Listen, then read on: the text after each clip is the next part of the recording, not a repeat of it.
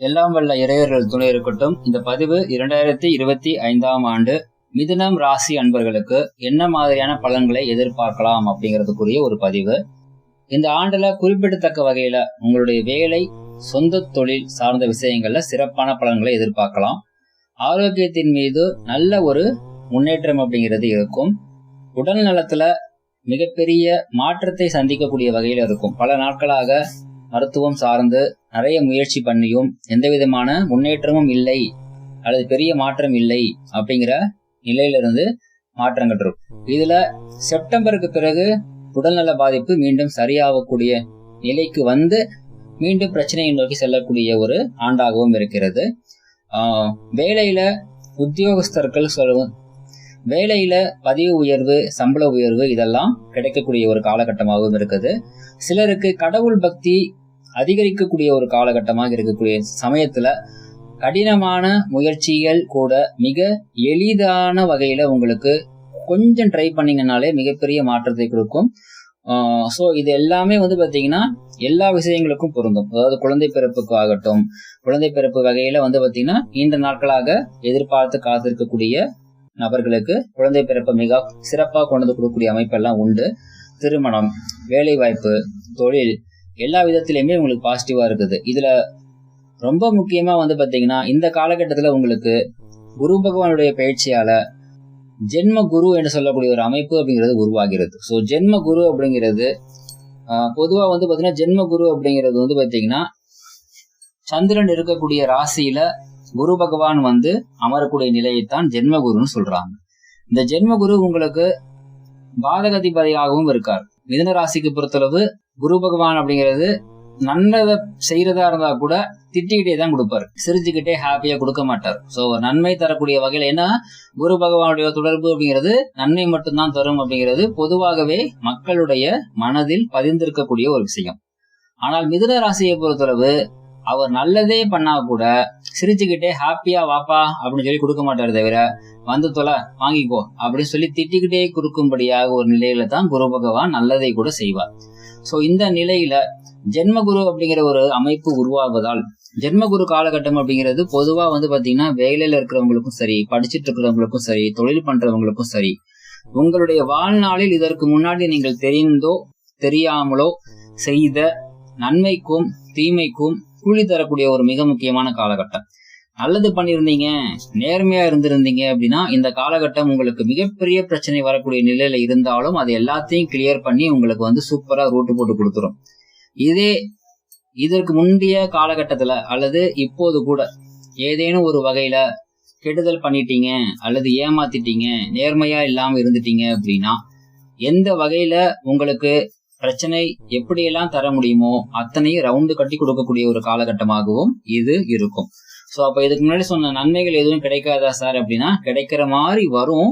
ஆனா அது கிடைச்சனால பிரயோஜனம் இருக்காது, அல்லது கிடைக்கிற மாதிரி பாத்தீங்கன்னா வேற பக்கம் ட்ராக் மாதிரி போயிடும். சோ இந்த ஜென்மகுரு அப்படிங்கிற அமைப்பு எப்போ உங்களுக்கு உருவாகிறதுனா 2025 ஆண்டு மே மாசத்துல உங்களுக்கு மிடில் இருந்து ஸ்டார்ட் ஆகுது. சோ 1 இயருக்கு அந்த அமைப்பு அப்படிங்கிறது இருக்கும். இதே காலகட்டத்துல ராகு கேது பகவானுடைய பயிற்சியும் நடக்கிறது, சனி பயிற்சியும் நடக்கிறது. சனி பகவானுடைய பயிற்சியானது திருக்கணித முறைப்படி 2025 மார்ச் 29 நடக்குது. டிசம்பர் மாசத்துல வாக்கிய முறைப்படி நடக்குது. இதுல நம்ம ஊர்கள்ல முக்கியமா திருநள்ளாறு கோவில்கள்ல உங்களுக்கு சனி பகவானுடைய பயிற்சியினுடைய ஒரு விழாவானது டிசம்பர் மாசத்துல தான் நடக்கும். பட் திருக்கணித முறைப்படி ஃபாலோ பண்ணக்கூடிய ஈவன் திருப்பதி கோவிலா கூட இருந்தாலுமே திருப்பதி கோவில்லையும் திருக்கணித முறைப்படி தான் உங்களுக்கு ஃபாலோ செய்யப்படுகிறது.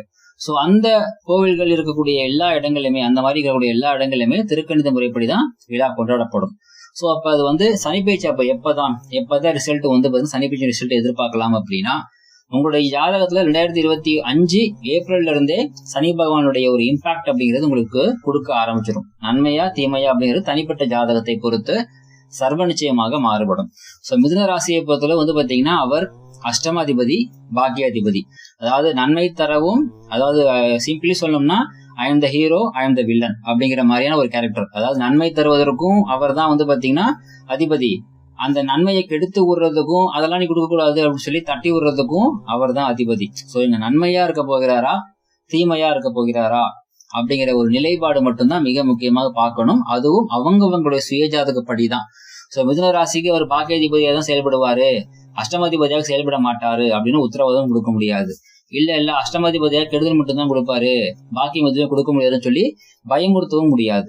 எதன் அடிப்படையில வேலை செய்வார், எப்படி வேலை செய்வார் அப்படிங்கிற எல்லாமே உங்களுடைய ஜாதகப்படி தான் வந்து பாத்தீங்கன்னா உங்களுக்கு ரிசல்ட். ஃபார் எக்ஸாம்பிள், சனி பகவான் வந்து பாத்தீங்கன்னா மீனத்துக்கு வரக்கூடிய காலகட்டத்துல ஒரு கிட்டத்தட்ட ஏப்ரல் மாதம் ஃபுல்லாகவும் சரி, மே மாதம் மிடில் வரைக்குமே சரி, சனி பகவானுடைய ஒரு தொடர்பு ராகுவுக்கு மிக மிக மிக மிக அதிகமாக ஏற்பட போகிறது. சோ இந்த காலகட்டத்துல உங்களுடைய ஜாதகத்துல சனி பகவானுடைய தொடர்பு ராகு பகவானுக்கு இருந்தது அப்படின்னா அதனுடைய இம்பாக்ட் உங்களுக்கு மிகப்பெரிய லெவல்ல இருக்கும், நன்மையாகட்டும் தீமையாகட்டும். சோ நன்மை தரக்கூடிய வகையில இருக்குன்னு வைங்க. நன்மைகள் உங்களால நினைச்சு கூட பார்க்க முடியாது. எனக்கு இதெல்லாம் கிடைக்கும்னு நான் நினைச்சு கூட பார்க்கல, என்னோட லைஃபே முடிஞ்சு போச்சுன்னு நினைச்சுக்கிட்டு இருந்தேன். ஆனா இந்த விஷயம் எனக்கு வந்து பாத்தீங்கன்னா மிகப்பெரிய சக்சஸ் கொடுத்துருச்சு. என்னுடைய வாழ்நாள்ல இந்த வெற்றியை அல்லது என்னுடைய இந்த ஒரு விஷயத்த என்னால மறக்கவே முடியாது. அவ்வளோ சந்தோஷமான இப்படி நினைச்சு வந்து பாத்தீங்கன்னா மகிழ்ச்சி தரக்கூடிய ஒரு விஷயமாக இந்த காலகட்டம் அப்படிங்கிறது இருக்கும்.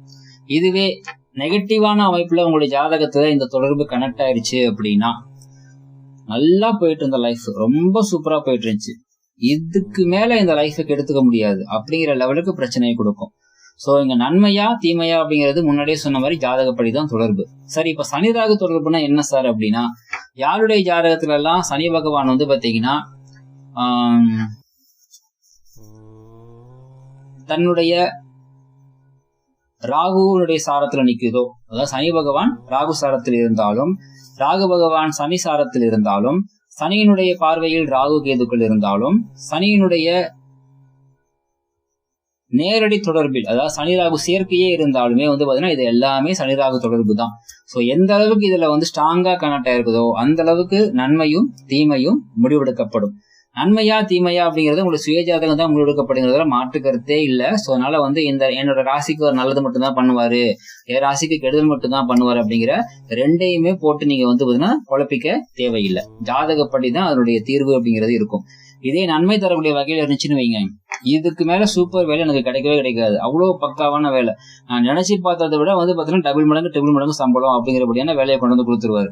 என்னுடைய லைஃப்ல இந்த அளவுக்கு பெரிய விதமான வந்து பாத்தீங்கன்னா ஒரு ஆர்டர் எனக்கு வந்ததே இல்ல, இது எனக்கு பல்கான ஒரு பெரிய ஆர்டர் அப்படி சொல்லி உங்களுடைய தொழில மிகப்பெரிய முன்னேற்றத்தை கொடுப்பாரு.